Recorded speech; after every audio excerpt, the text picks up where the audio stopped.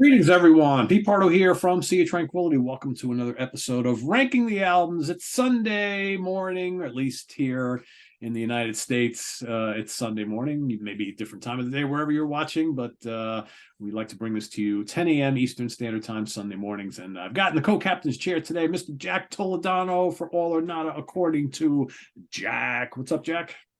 Hey, how are you, Pete? What's going on? Not much, not much. Just been listening to these Cars albums for the last couple weeks, and Yeah, you what's know, nice is there's only seven, so it kind of made it a little easier.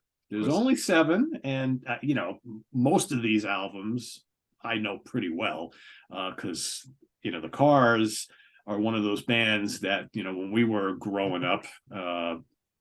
There so many of their songs were on FM rock radio, AM radio, hit radio, whatever you want to call it. And so it's to me over the last couple of years, it's more been getting used to some of the deep tracks, right? Which there are quite a few good ones, and some classic albums I think in this catalog, and there's some that are like they're okay, right? And it's funny because this band is not their style of music, which is kind of hard to pinpoint because it's like it's kind of new wave, it's kind of power pop, it's kind of hard rock, it's pop, it's synth pop, it's like all these weird things, not necessarily the type of music that I normally listen to, but I mean Jack, man, the late 70s, early 80s, you could not escape the music of the Cars in this country, right? oh, Whether you that's liked it or not, you couldn't escape that's it. out. It was Yeah, everywhere, all over the radio. They were all over MTV for a while, and they're one of those bands that I never bought any of their albums when we were younger. really? Almost no, I Wow. never owned one of them until I bought this.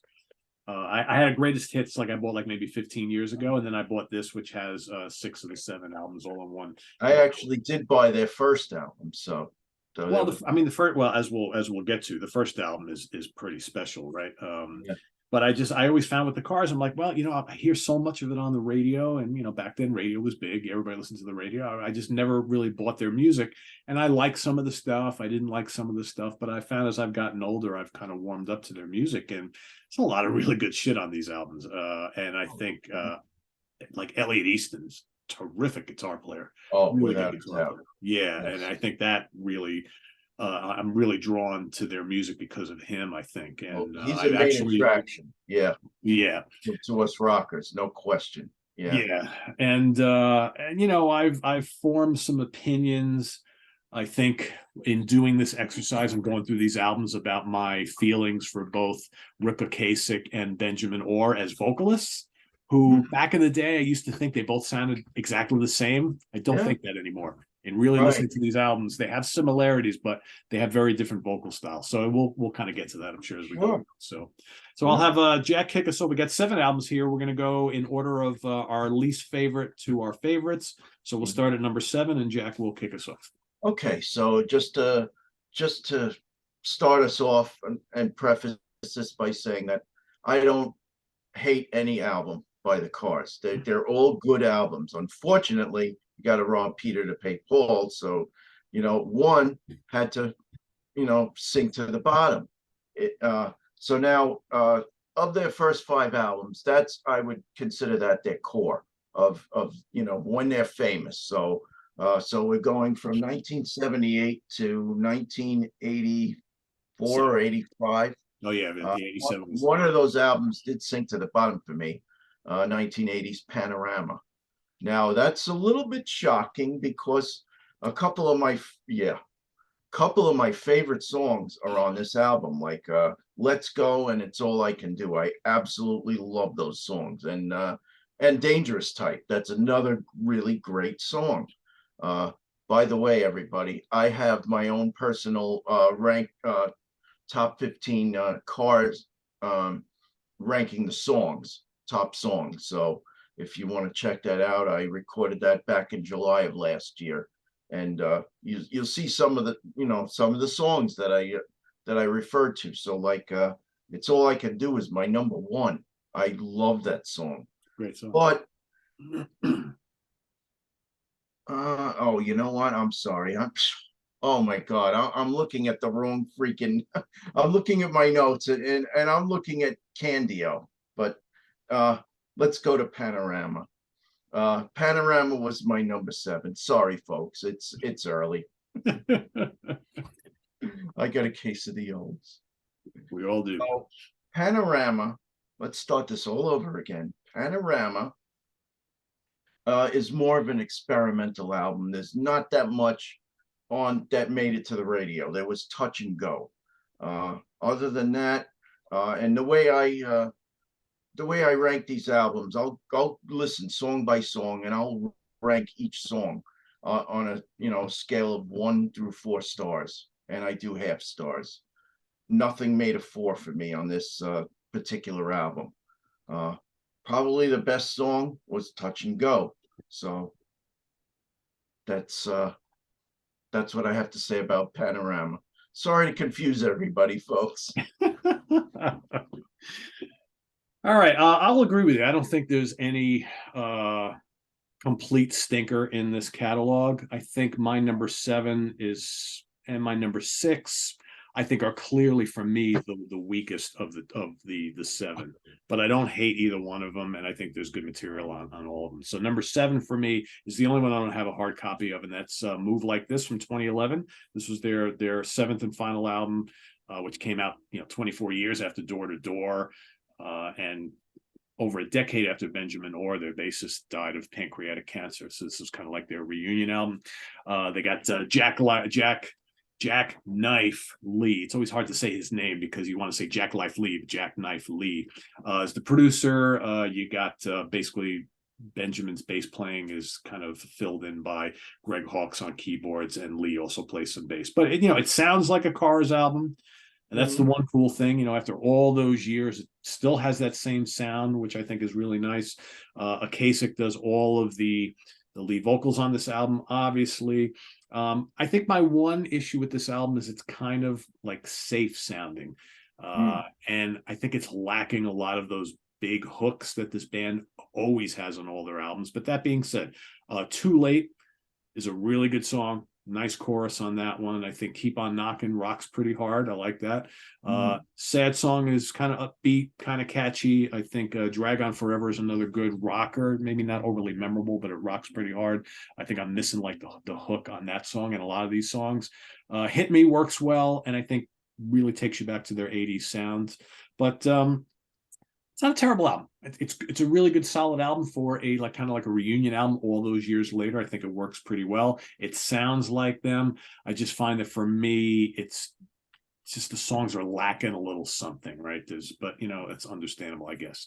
And then oddly enough, or terribly enough, however you want to say it, Akasik dies in 2019, and that basically puts the whole Cars thing to bed, I think, for good, which is sad that you had the 2 voices of the band are no longer with us. But yeah, a fun reunion album, sounds like them. Doesn't quite hit the marks for me, but it's not terrible by any means. So that's my number 7. Well, I'm not surprised, yeah, but I'm a little surprised that Panorama was my number 7. But so my number 6 is the 1987 album Door to Door. Yep, there you go.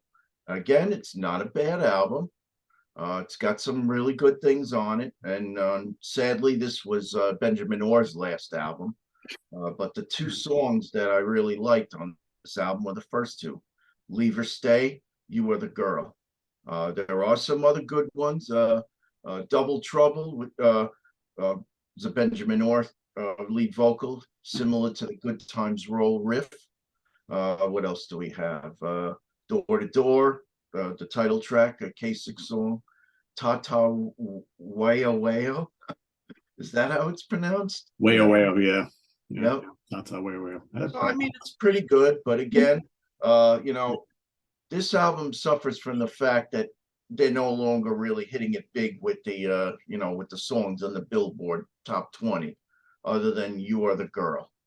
So there's a little, and as you get to the late 80s, early 90s, that the broadcasting has started to change for a lot of these older artists, and they no longer had the benefit of selling their albums through like top 20, top 30 radio.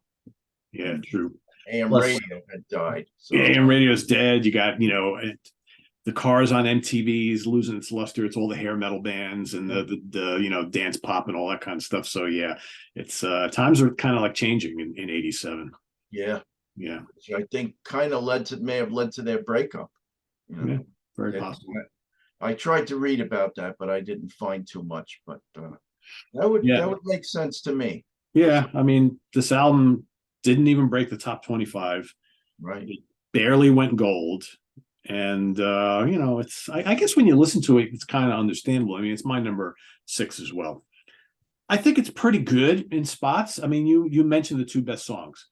I mean, Leave or Stay is terrific. Yeah, Rocks. I mean, one of the things I do like about this album is I think um, there's less reliance on like synthesizers, and it's more kind of back to basic rock, which like the first two albums, which I think is I kind of like that approach. Unfortunately, there's not a lot of really memorable songs on here. You Are the Girl is catchy. It's kind of that's probably one of the most poppy tracks on here. I think Double Trouble might be the heaviest song they ever did. I right. really like that. Lot of big crunchy guitars. You got that kind of bland bluesy pop of Fine Line. Everything You Say doesn't even sound like the Cards. I don't know what they were thinking with that one. But Tata Weo Weo, it's silly, it's fun, it's up tempo, it's got some cool guitars on it. Probably my favorite song though is Strap Me In, which they released as a single but didn't do anything. But man, I Yeah, think it's one of the best songs on this album. 85 on the Billboard. Yeah, of course. Yeah, it just died. And maybe because it was a little too, I mean, a lot of guitars in the song. And maybe it's just not what people wanted from the Cars. I don't know, but I think it's got some great guitar work. It's really good. Coming Up to You is pretty bland. Wound Up on You, bland. Go Away is just totally uninspired. But I think Door to Door, the title track, which is kind of like this fast paced, kind of like hard rocking punky song. That's pretty good. And I think Rick Ocasek sounds pretty good. Overall, I think the vocals are good on the album. There's a handful of pretty good songs. The rest of it's just kind of unmemorable. So it's not really surprising that it didn't do that well. Because when you look at all the other stuff that came before it, I think there's a big difference here. That for me, these two albums for me is where the kind of gulf lies in their catalog. I think everything else has lots of really, really great material. So as we'll get to. So back to you, number 5. Okay. So number 5 for me is the one you already mentioned, Move Like This. So that's actually pretty good considering, it was the last album. It came out in 2011. It was only Rick Ocasek by this point, but pretty good. I mean, a few less holes, so to speak. I see a little red streak going behind you there. She keeps coming in and out, in and out, in and out. Sweet. Yeah. I love Tala. She's great. Yeah. Here comes the other. Here comes the So other my one. favorites. I'm sorry. I said, here comes the other one. Now Nuka's here. There you go. Blue Tip is probably the first song is probably my favorite.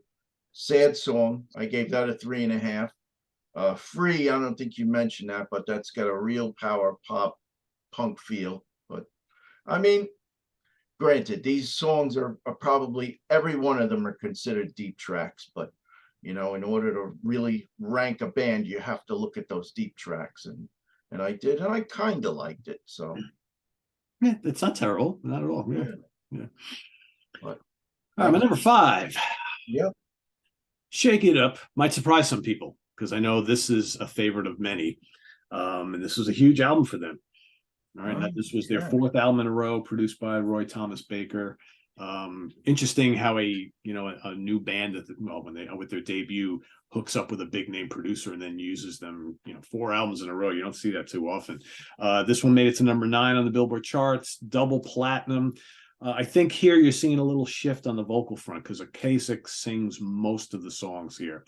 It went from those first couple albums to like almost half and half. Now it's like kind of 70-30 in favor of Ocasek.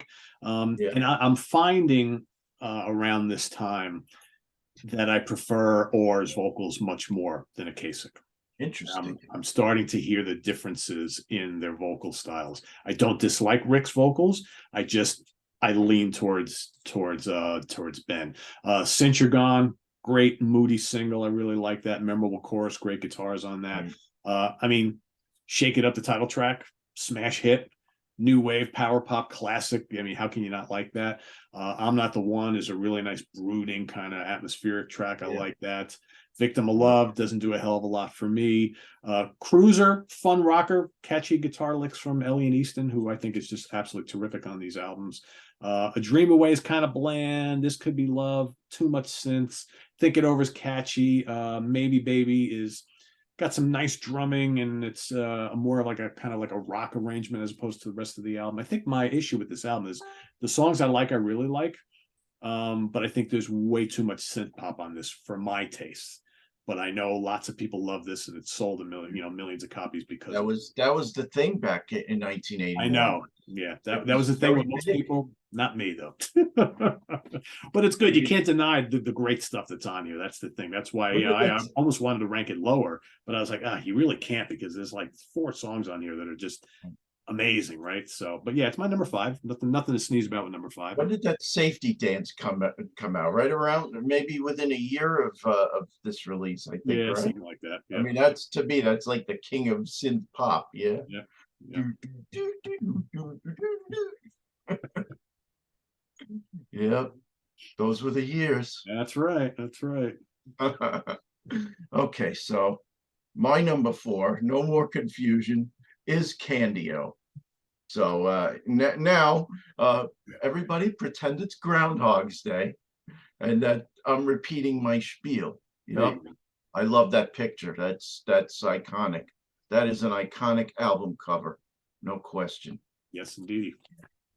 But again, going back to, I did a ranking of the top songs of the Cars, so please go check it out when you can. In fact, maybe I'll give you the link later on so that you can attach it to yours. But so again, songs that I love: Let's Go, It's All I Can Do, Dangerous Type. The title track didn't really do it for me, even though it's an Elliot, a Benjamin Orr vocal. What else do we have? And then you have a bunch of songs that kind of middle of the road. I mean, some filler. You have some great songs, and then you have some filler. Shooby Doo, a little uninspiring. Night Spots, you can't hold on too long. But I gravitate toward those that I mentioned in the beginning. Let's Go, It's All I Can Do, Dangerous Type, got a lot of airplay, back in the day. So yeah, It's All I Can Do is pretty tremendous. Oh yeah. More on this album later. All right, my number 4 is the third album, 1980s Panorama. I agree, it's kind of experimental. This wasn't the big smash hit that the first 2 albums was, because it's not really that kind of album, right? And I think you can also start to see the shift on more Akashic vocals on this album. That's where it kind of started. Title track is kind of different sounding. This a little darker, more synths, not a lot of hooks. I don't mind it though. Touch and Go is a great single. Very synth dominated, but I love when Elliot Easton comes in and plays a solo. It's like got that, metallic kind of feel to it. I really dig his playing. Give Me Some Slack is kind of upbeat, kind of rocking. Don't Tell Me No was also released as a single, but not a hit at all. Though I really like it, but it's not that catchy car stuff, but I think it's a pretty clever song. And I think it's kind of darker. That's the theme of this whole album. It's a little darker sounding, and I like Ben's vocals on that. I don't really like Getting Through.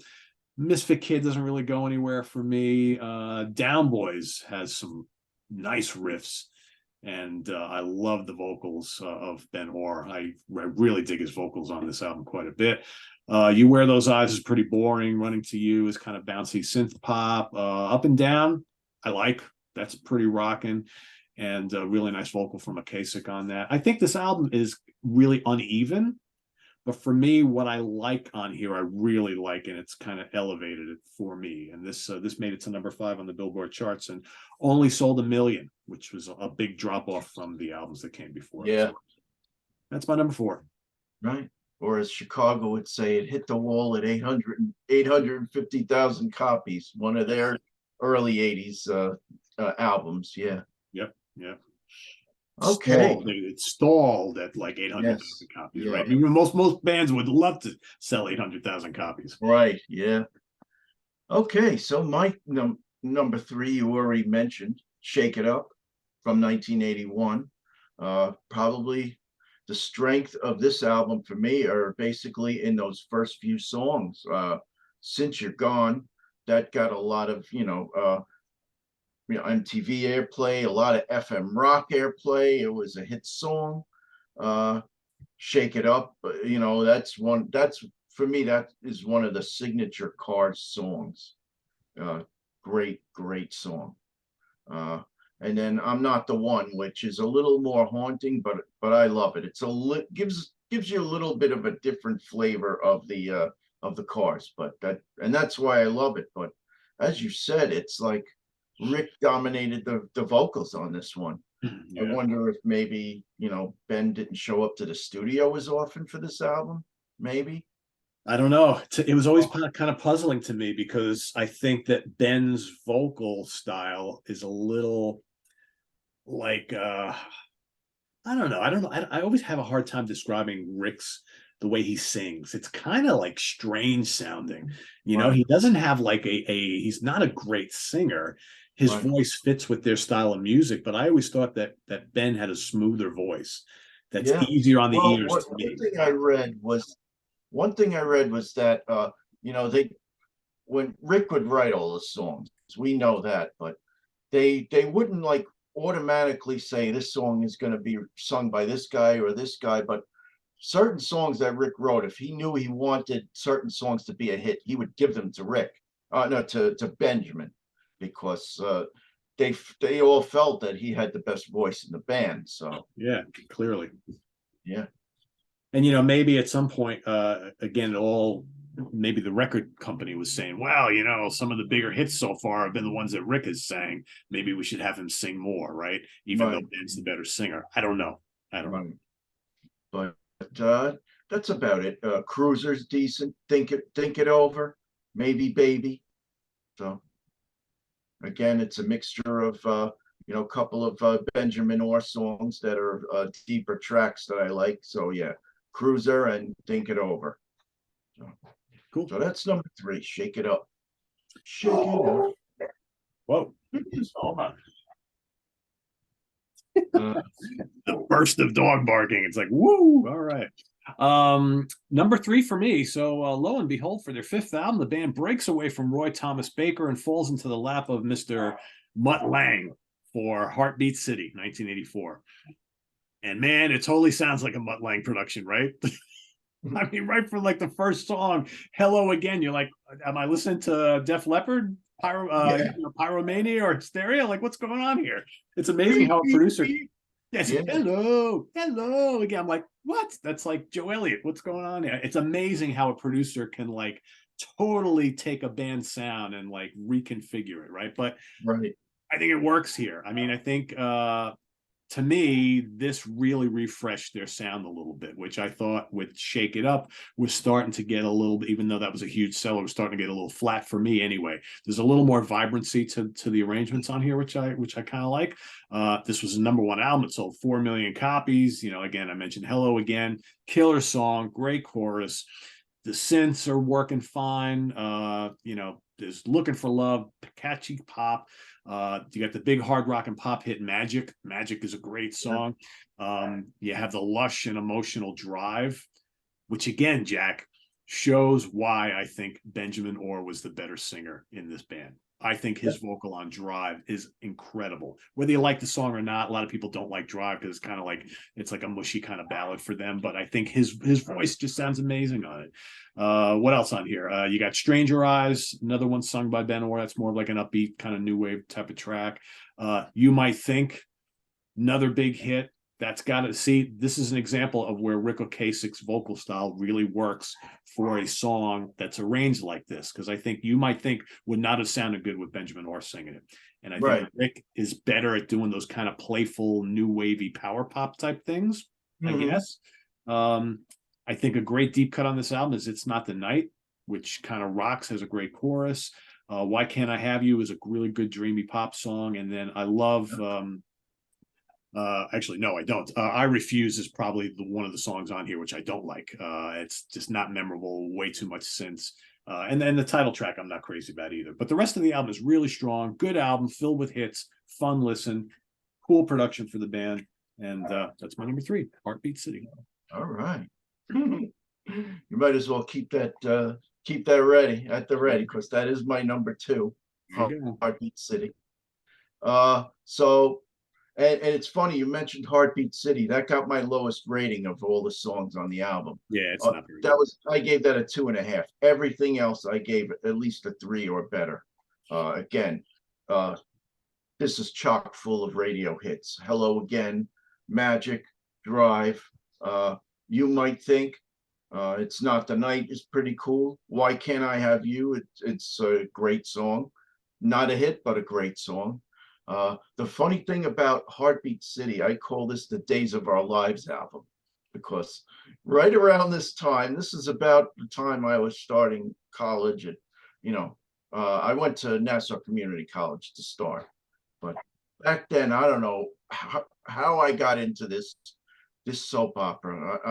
I'm kicking myself to this day. Why did I waste my time watching it? But one of the big storylines then was this teenage girl who was a dancer, and she was kind of dating this guy on the wrong side of the tracks, and they would have like these little vignettes of or of her dancing in the studio, and they'd start playing Drive in the background. So and they would play that song to death. Well, yeah, it was huge. It was huge. And then there was some scenes where she's hanging out with all of her teenage friends at the wharf, and every time they're always playing Hello Again in the background, basically killing that song. So yeah, thankfully I got cured of that disease a couple of years later, when I realized, what the hell am I watching here? Don't feel bad, Jack. I got sucked in one summer before I went away to college. It was either the junior, maybe sophomore or junior year in high school.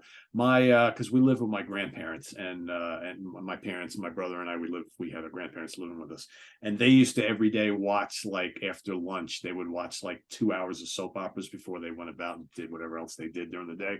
And I remember one summer off from school, I don't know how I got sucked in, but I started watching Days of Our Lives in Another World.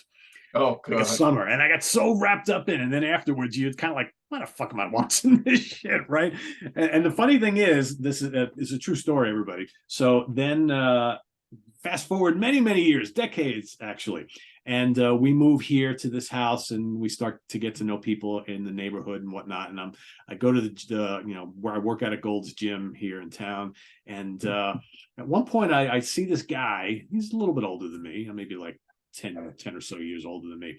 And I'm looking, I'm like, man, this guy looks awfully familiar, like really familiar, because I'm really good with faces. I'm not good with names. And then I finally, one day we started talking. I introduced myself to him and him to me. And I was like, you got like a really familiar face. Turns out he was an actor on Days of Our Lives in the late 70s, early 80s.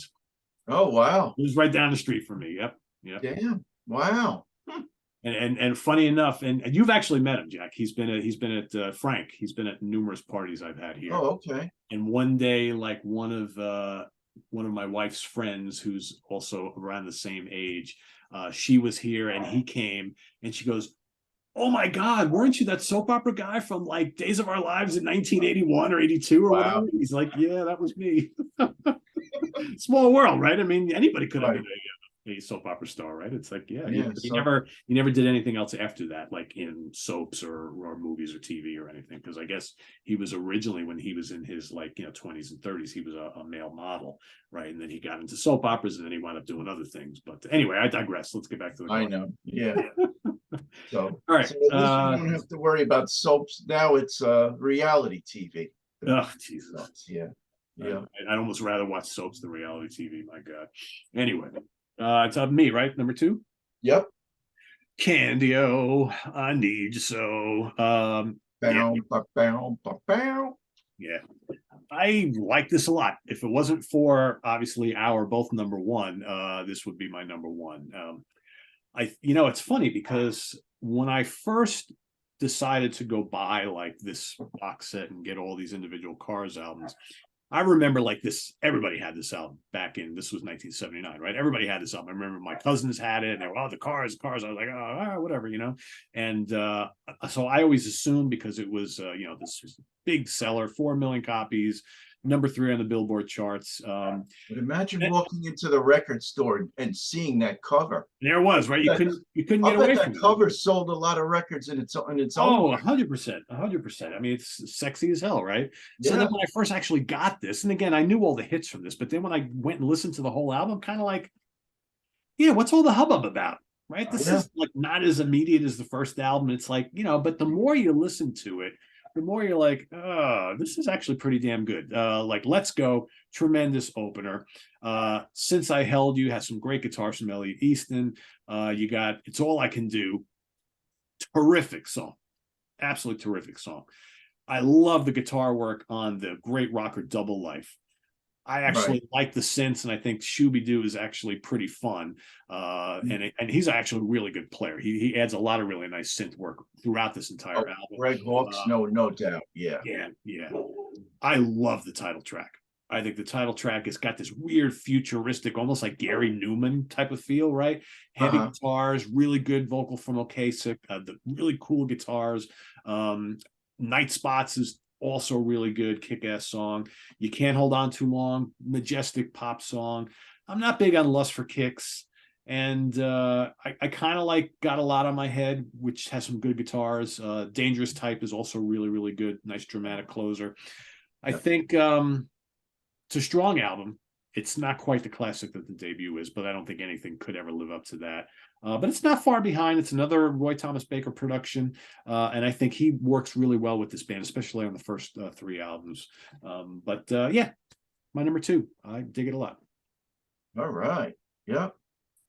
Candy out. All right. So #1, and it's funny. I kind of had a love-hate relationship with this album in the beginning. So this was back in '78 when I was about 13, 14 years old, and I didn't really understand the nuances of rock radio and how it worked and how they selected these bands to put on the air. I was always pissed off because they didn't play enough Kiss. And then, it's true. And then here they start playing this new band, I Don't Mind Your Coming Here. And I'm like, who the hell is this band? And and in the beginning, I couldn't stand them. And it's funny. When I was in 9th grade, I had this class called Pop and Rock to satisfy my music my music credit for high school that year. And I remember the teacher even saying, oh yeah, this has a good driving beat. I'm like, how could you say that? Meanwhile, he's denigrated Kiss and he's denigrated Cheap Trick, and they were like kind of at the height of their popularity. And so I didn't really understand it. But once I got past all that, and I gave it a serious listen, and then I started to hear the other songs, I fell in love with My Best Friend's Girl right away. Great song. You're All I've Got Tonight, Bye Bye Love. I absolutely love those songs.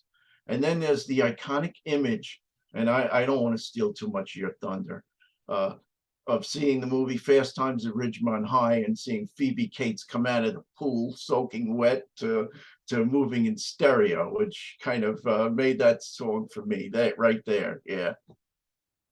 So I don't want to say too much. You could add your three. Well, I'm glad you brought up Fast Times at Ridgemont High, because I totally forgot about that. And you have to have that song to her coming out and taking off the top. It's like, yeah, all right. Amazing. Yeah. And cue all the Kiss hate comments in the comments below now, I'm sure, because we have plenty of Kiss haters who watch this channel. Obviously, Oh, I'm sure. Yeah. Debut album, and I didn't get enough credit for that great photograph on the back cover, which I think is tremendous. I mean, this is just like iconic album cover.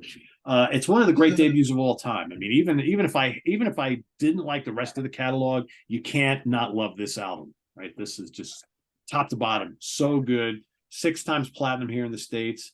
Here's the weird thing, Jack. it sold so many copies, all those million copies, but it only ever got to number 18 on the Billboard charts, the album charts, which is weird because Wow. a lot of these other albums, well, you know why? Probably because this was a long shelf seller, whereas some of the Yes. other albums that charted higher sold a Mhm. lot more out of the gate. This Right. one never really reached that high, but it was a consistent seller for a long period of time as more hit singles got released, and Funny people. thing about this, and it was released at a very interesting period in time. So 1978, you're still in the LP era. 2, 3 years later, you had CDs start to become a really big thing. And for me, that was actually one of the first CDs I purchased was that Cars album. Yeah. Pretty So, cool. Yeah, I didn't buy any so I cars. think that really boosted their sales Yeah, after probably. that. No Yeah. doubt, no doubt. But it was the hit singles that just drove this album, because almost every song on here became a radio staple at some point. I mean, and this album I think really effectively mixes like new wave, pop, synth pop, rock, power pop. It's all just kind of blended in there. And I apologize everybody for the barking dogs. It's training day here at the house. My wife's a dog trainer, and my dogs go ballistic. They're probably out in the backyard, so it never ends, right? Just what I needed. That's all Terrific, right. great hard charging rocker. You're all I got tonight. I need you now tonight. I mean, it's just such a fantastic song.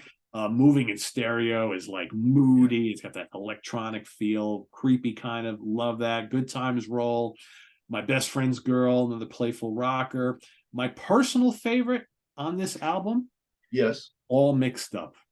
Interesting. I Wow. love all mixed up. It's probably my favorite Cars song. My personal favorite is Bye Bye Love. That's So, great too. Yeah, yeah. that's great too. That and My Best Friend's Girl, but people check out my top 15, but you'll see. But Yeah, all mixed up is kind of dramatic, and I love the way the finale just kind of builds and builds, and I love Benjamin Orr's vocals on it. It's just really good stuff. Slick guitar work from Elliot Easton throughout the entire album. Really great production. one album that one song we didn't mention, which I really like also, Don't You Stop. That's yeah. And more great guitar work from Elliot Easton on that song. Yeah, for sure. Yeah, the whole album is really good. There's not a weak moment on it. So that's And number as you one for both said, of us. yeah. And as you said, you couldn't really tell the vocalists apart until you really listened. Yeah, I honestly, back in the day, because I just didn't care enough, right? I thought it was just Rick Ocasek singing everything, because That's what I thought. he was the guy who they gave so much attention to early on. But as you start to kind of dive a little deeper into these records, you're like, okay, so the bass player sang too, and then you're like, oh, and he sang a bunch of those songs I really like, and then you really start to listen, I'm like, oh, he kind of sounds a bit different, and I kind of like his voice better. So I don't know, but you can't really change rock history, right? Would it have been any different if they had him sing more than Rick? I think a lot of the really, really big hits were his. So it's Well, the funny thing is, who thought of rock history back then? You didn't. It was just happening. It was just all about being here in the now, recording an album and trying to sell some records and have a hit record. Yeah. Yeah. We look at it now, right? And we analyze it, Right. and digest it, and tear it apart now. But back then, it was like, whatever. But yeah, cool, man. Like I said, if anybody's interested, you can get the entire, 6 of the 7, all the late 70s, early and the 80s albums in one package. Oh, that's nice. Is really cool. Yep. The Electra years, 78 to 87, as Jack mentioned earlier. And then it's easy to get the other 2011 release as well. So there you have it, everybody. Ranking the albums of the Cars. As Jack mentioned, head on over to All or Nada according to Jack, and Jack did a top 15 Cars songs countdown, so you can go check that out over there. Here's a little tidbit of information. I was experimenting with PowerPoint, and that was the very first episode that I used PowerPoint with. So you could actually see the songs in print as I'm talking about them. And you know what? Okay. I like that format so much. I use it a lot now. Cool. And not just for music. I use it for Seinfeld. I'm going to be using it for Curb Your Enthusiasm, which I don't know if you heard, Pete. So Jason surprised the hell out of us at Christmas. So our last present, he turns the TV on and is like, look, Mom and Dad, I got you HBO Max. I'm like, yes. Oh, you didn't have it already. You've been holding out, huh? Oh, yeah. So then I'm like, now I can do my Curb Your Enthusiasm top episode. So There you yeah. go. There you go. So I've Well, been working on it ever since. So cool. Yeah, HBO Max is a must here. There's a lot of stuff we watch on there. So yeah, I can imagine the give me PowerPoint thing some would work pretty good. suggestions. You'll have to give me some suggestions of things to watch. Yeah. Okay. Yeah, there's plenty of good stuff on there. In Yeah, lots fact, catching. Sam came home with a DVD the other night. I'll talk to you about it off the air, but it was British made. She works with some British people, uh, and it was kind of like a, I don't know so much of, it's kind a bit of a thriller slash crime type CD. I wonder if you've seen it or have covered it on the Monsters Den, but Okay. talk to you, show it to you after. Okay, cool. Yeah. So there you have it, everybody. Rank these albums as you like them down there in the comments below, and it'll be interesting to see what everybody comes up with and how different some of these lists will be. So I want to thank for jumping on and doing this one with me. And Jack, plug any upcoming episodes or recent a colleague of ours from here on Sea of Tranquility, the Monsters Den and Hudson Valley Squares, was recently on All or Not According to Jack. You want to talk a little bit about that?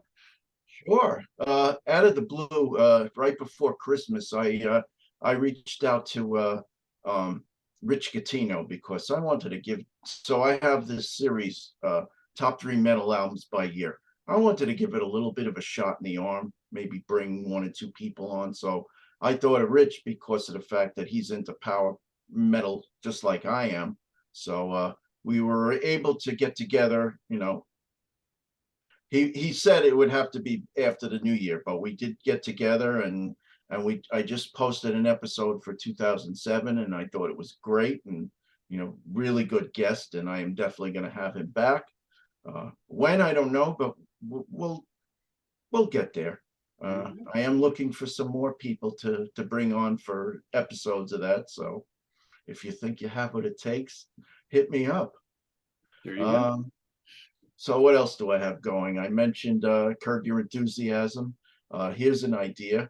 So now that I have HBO Max and I'm watching The Sopranos again, I want to do a top 10 ranking of that. So I may be looking for a guest for that as well. So there you have it. I'm working on some ranking of the albums. I want to try and get a bunch out there this year, but it's tough to do. This was easy because there was only 7 albums, but then there are some bands that have like don't mind that. We just got a freaking Ring camera, which I hate.